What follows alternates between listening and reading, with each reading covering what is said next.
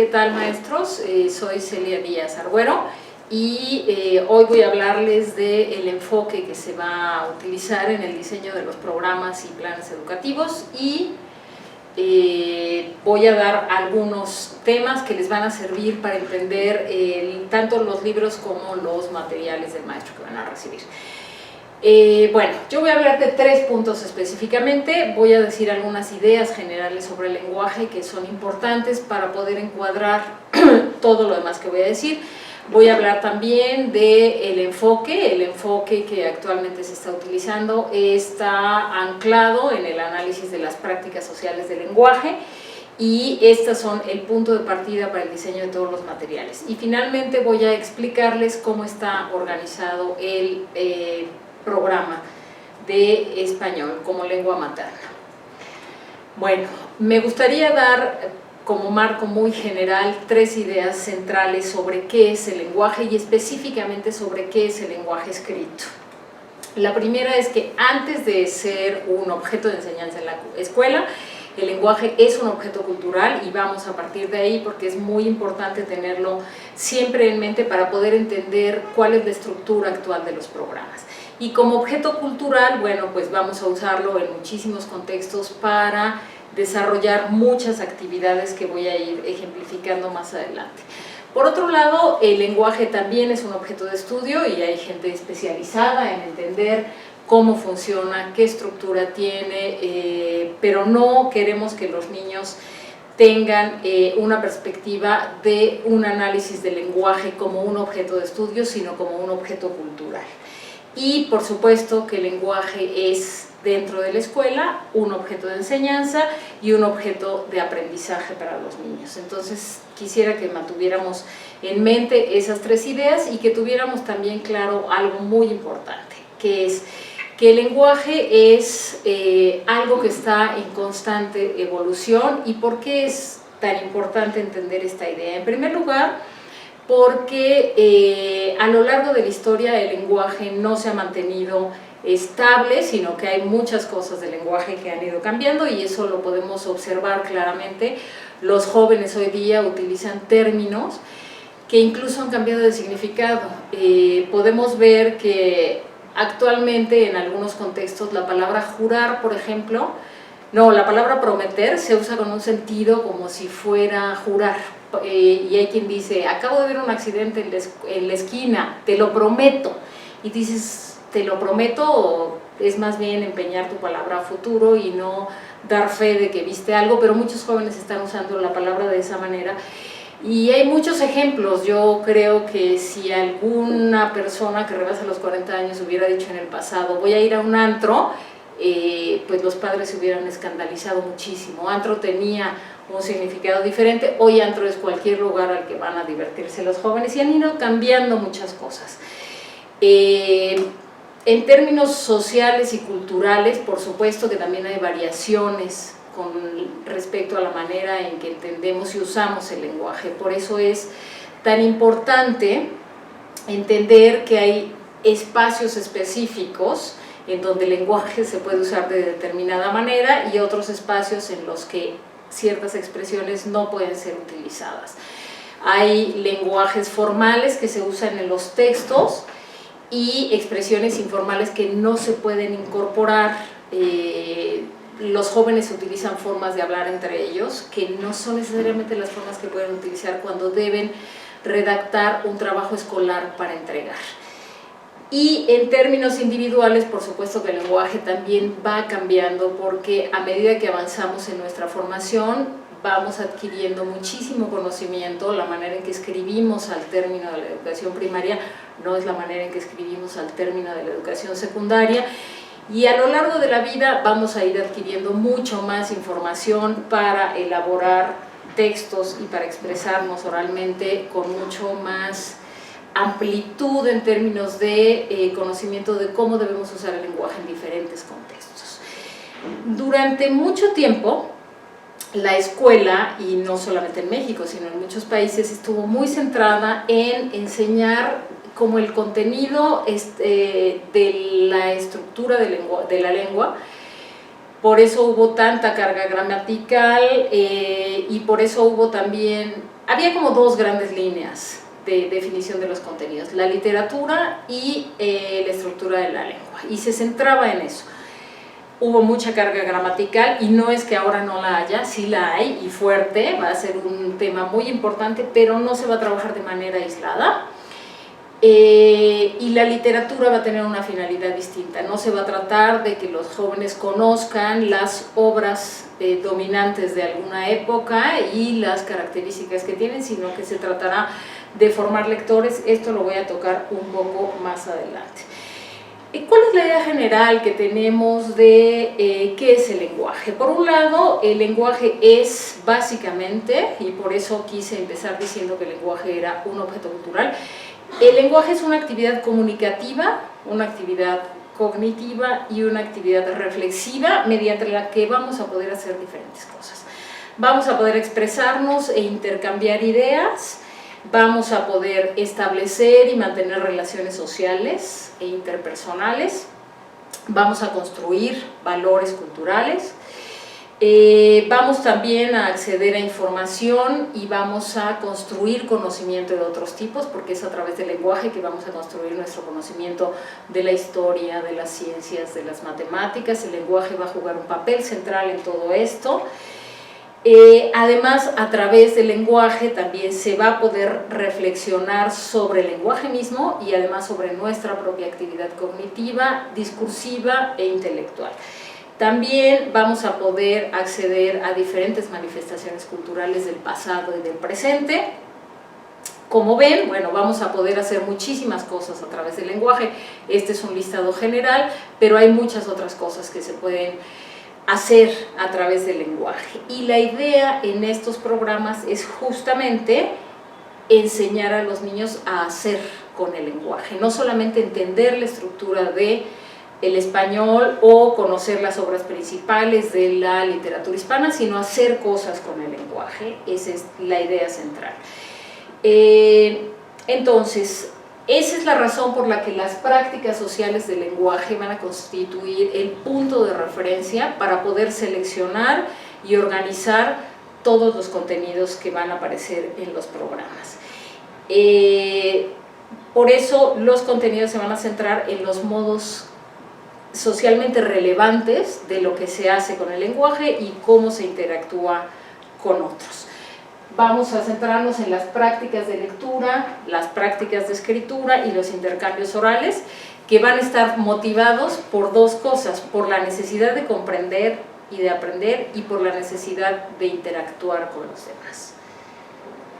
Entonces, la enseñanza va a estar dirigida centralmente a tres puntos. Uno es la producción contextualizada del lenguaje, de manera que todos los textos y todas las interacciones que los estudiantes aprendan en la escuela van a estar dirigidas siempre por finalidades muy concretas, con destinatarios muy claros y con formas textuales muy precisas. Y ahí es donde van a aprender la estructura de la lengua, toda la gramática textual, pero van a tener siempre un propósito muy claro y van a tener además una finalidad muy precisa. Esto tiene una cierta semejanza con el enfoque comunicativo y funcional con el que se trabajó en los programas de 1993, pero incluye además toda esta parte de interacción con los demás. Se hace un análisis de cuáles son las prácticas relevantes en determinados contextos sociales y además se integra de manera muy clara, y lo van a poder ver en los materiales de apoyo que se van a generar, la forma en que se puede reflexionar sobre el lenguaje. Eso no va a quedar aislado en ningún momento, sino que va a estar determinado por quiénes son los destinatarios y cómo hay que hablarles de manera formal, informal, hay que dirigirse de usted, de tú, y esas también son maneras de reflexionar sobre el lenguaje. El otro punto al que se va a orientar es que queremos que los jóvenes expandan el conocimiento que tienen y conozcan más formas de leer, más formas de expresarse oralmente. ¿Por qué? Por ejemplo, cuando los niños llegan a preescolar, ellos ya tienen un conocimiento muy importante sobre la lengua oral, pero la usan para comunicarse en contextos familiares generalmente. De lo que se trata es de expandir ese conocimiento que tienen para que empiecen a expresarse en ámbitos un poco más amplios, dirigidos a más personas, con una formalidad con la que no necesariamente se expresan en sus contextos familiares. Por ejemplo, queremos también que amplíen sus modos de leer, no es lo mismo leer en un contexto muy informal, cuando tenemos que leer un pequeño recado que nos dejaron, una nota que se elaboró, un pequeño texto en el periódico. En realidad vamos a expandir los modos de leer, no es lo mismo leer un cuento solo porque ya es hora de ir a dormir y nos leen un cuento, que leer un cuento para poder entender la dinámica que se da entre los personajes, cuáles son las características estructurales que tiene ese material para poder producir después sus propios cuentos. Y la tercera cosa es este eje que va a cruzar todo el programa, que tiene que ver con el análisis y la reflexión de la propia producción lingüística. El propósito que se ha formulado para los actuales planes y programas es el siguiente, y dice: el propósito general de la asignatura de lengua materna español es que los estudiantes se apropien de las diversas prácticas sociales del lenguaje, para fortalecer su participación en diferentes ámbitos, ampliar sus intereses culturales y resolver sus necesidades comunicativas.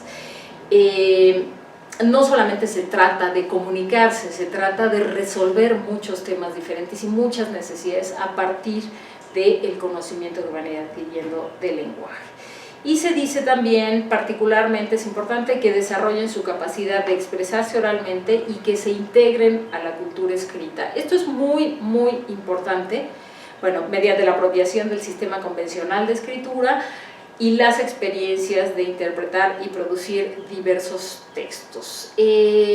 Durante muchos años, la idea tradicional y más generalizada de lo que ocurre en los primeros años de educación primaria es lograr que los niños aprendan a leer y escribir, y casi la atención de los profesores está muy centrada en la idea de que bastará con que los niños conozcan el sistema de escritura, entiendan las relaciones que existen entre los sonidos y las letras, y con eso se piensa, equivocadamente, que los niños estarán listos para entender una diversidad de textos y para resolver un conjunto de situaciones en las que interviene la lengua escrita.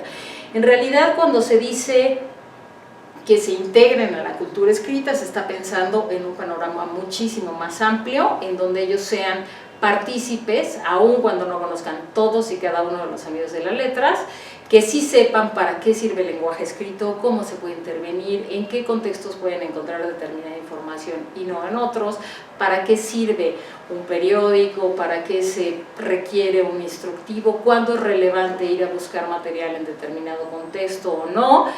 Y los niños, aunque sean muy pequeñitos, son muy sensibles a eso, aunque nos cueste trabajo de pronto creer. Esa es la razón por la que se tomó una decisión muy importante, que es que los niños de preescolar van a recibir 2 libros como propiedad, no van a ser libros de la escuela ni para la biblioteca, van a ser propiedad suya. Ya decidirán ellos si los dejan en la escuela al final para ir incrementando la biblioteca o quieren conservarlos. Pero los niños de preescolar, aun cuando no sepan leer y escribir, y aun cuando no es responsabilidad de las educadoras que los niños salgan formalmente conociendo el sistema de escritura, porque es muy importante dejar eso claro, no es responsabilidad de las educadoras, pero sí es responsabilidad de las educadoras ofrecerles la posibilidad de empezar a entrar al mundo de los textos. Y eso lo van a hacer cuando les lean cuentos, cuando les platiquen historias, cuando puedan comentar con ellos los libros, aunque solo sean de dibujos. Eso les permite empezar a entender la manera simbólica, gráfica en que se van a empezar a estructurar las historias. Bueno, los propósitos que se plantean en el programa son los siguientes. Uno es usar el lenguaje de manera analítica y reflexiva para intercambiar ideas y textos en distintas situaciones comunicativas. El segundo es utilizar el lenguaje para organizar el pensamiento y discurso y expresar lo que saben y construir conocimiento. A veces pensamos que pedirle a los estudiantes que hagan una exposición es algo relativamente sencillo y los chicos memorizan algunas cosas y pasan al frente y dicen de memoria lo que saben. La idea es que sepan que también pueden usar recursos escritos, que tienen que leer para poder informarse sobre lo que van a exponer, que pueden hacer algunos esquemas que los pueden compartir con sus compañeros, que eso va a organizar la manera en que van presentando, en que pueden argumentar las ideas que tienen que presentar, en fin. También se espera que reflexionen sobre la forma y la función del lenguaje para planear, escribir y revisar sus producciones, así como para mejorar su comprensión de los mensajes. Un espacio privilegiado para que los estudiantes puedan aprender sobre la estructura del lenguaje va a ser esos momentos en los que los profesores van a dar oportunidad de que los alumnos revisen sus textos, los corrijan, los vuelvan a escribir todas las veces que sean necesarias. Por supuesto que no es lo mismo cuando un texto se corrige para guardarlo en el cuaderno que cuando un texto se corrige porque lo van a ver otros, porque lo van a publicar en algún lugar.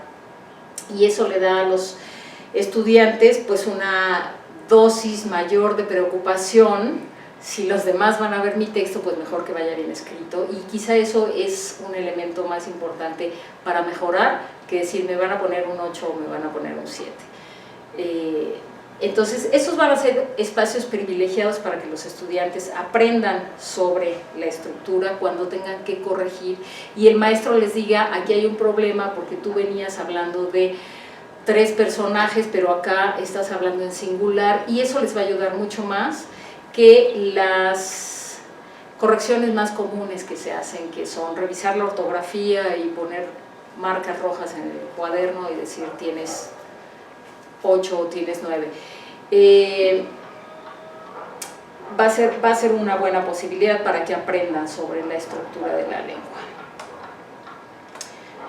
Bueno, por supuesto que uno de los propósitos es conocer una diversidad de textos literarios para que ellos puedan ampliar su conocimiento para apreciar estéticamente el lenguaje y para que empiecen además, la literatura les va a dar la posibilidad de conocer otras perspectivas, de ver el mundo desde otro lugar, desde donde ellos no necesariamente lo han visto, van a entender otros valores culturales, etcétera, porque una de las cosas más interesantes que esperamos lograr es realmente hacer lectores y sobre todo lectores críticos. En 2006, cuando se hizo el programa de secundaria, fue la primera vez que se planteó un enfoque que se anclaba en las prácticas sociales del lenguaje, y una maestra de Oaxaca en una reunión nacional nos dijo, yo tengo un problema, porque los alumnos no quieren dejar de leer. Y yo le dije, maestra, no tiene un problema, o sea, realmente hizo muy bien su trabajo, qué maravilla, ojalá todos pudieran lograr que sus estudiantes no quieran dejar de leer. Bueno, otra de las cosas es utilizar y recrear el lenguaje para participar en actividades lúdicas y literarias.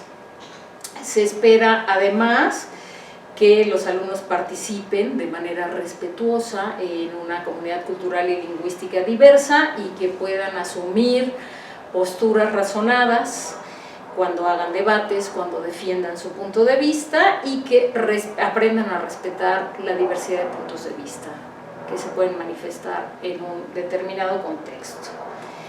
Y finalmente, una de las cosas importantísimas que queremos es que reconozcan y valoren y se comprometan en el cumplimiento de sus derechos y sus obligaciones como hablantes, autores y comunidades y otros actores que se vinculan con los usos del lenguaje escrito y oral.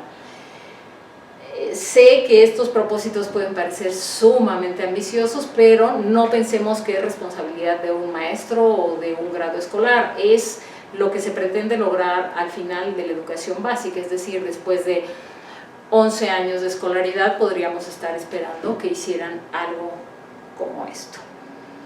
Bueno, ¿cómo está organizado el programa? Voy a explicarlo muy rápidamente. El programa, al igual que el programa de secundaria del 2006, va a estar organizado. Voy a hablar solo del programa de primaria.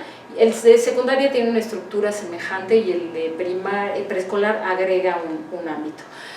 Lo que se ha denominado ahora organizadores curriculares corresponde a lo que en el programa de secundaria eran los ámbitos de estudio, y los ámbitos de estudio son los contextos en el que el lenguaje se usa con determinada finalidad, hacia determinados interlocutores y con propósitos muy específicos. Entonces vamos a hablar de 3 ámbitos que son el estudio, la literatura y la participación social. Entonces vamos a ver, en el caso del estudio se espera que intercambien experiencias de lectura, que comprendan los textos para adquirir nuevos conocimientos, porque como lo dije al principio, el lenguaje va a servir no solo para aprender sobre el lenguaje, sino para aprender en cualquier disciplina de conocimiento.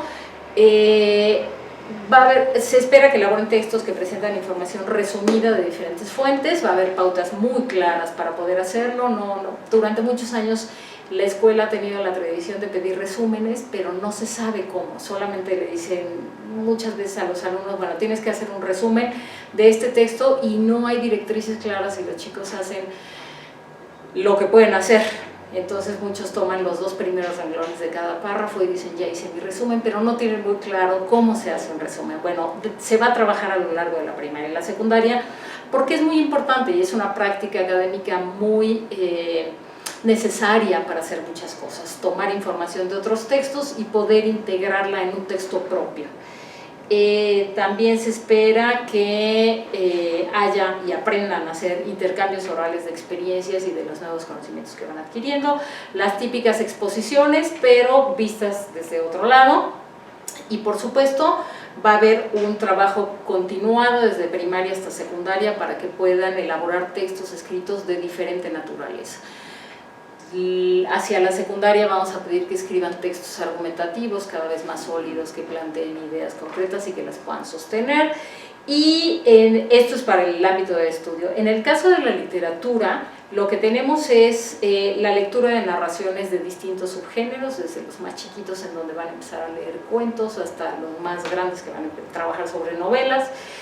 Va a haber trabajo sobre escritura y recreación de narraciones. Se va a pedir que hagan un trabajo que empieza desde preescolar, y hay un trabajo muy muy lindo sobre poemas y canciones.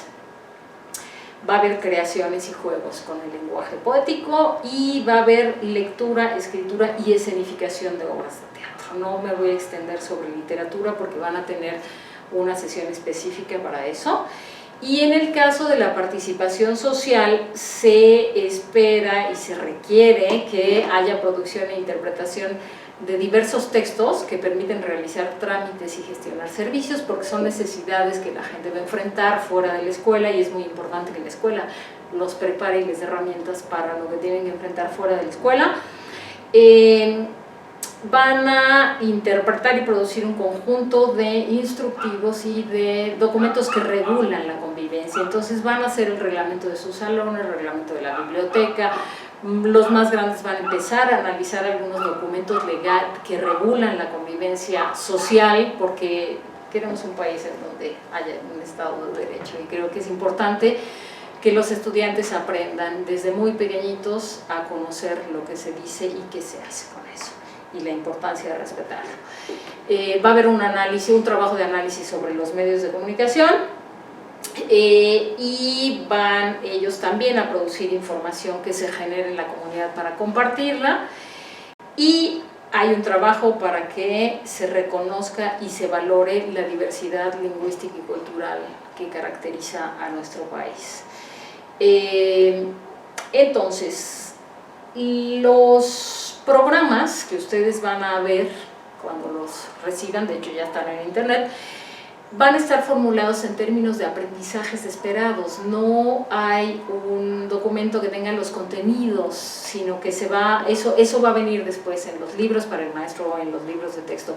Pero lo que ustedes van a encontrar es una lista de aprendizajes esperados organizados en estos 3 ámbitos que acabo de mencionar, y dentro de esos aprendizajes esperados van a estar entretejidos los contenidos de reflexión, porque van a estar a lo largo de todo el programa.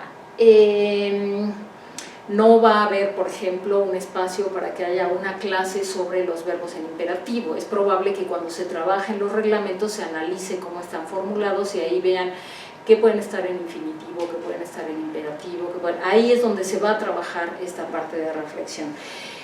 En los programas de estudio, estos aprendizajes corresponden a lo que una autora argentina que ha trabajado muchísimo, que se llama Delia Lerner, ha establecido como los quehaceres del lector y el escritor, y por eso parecen actividades, pero no lo son.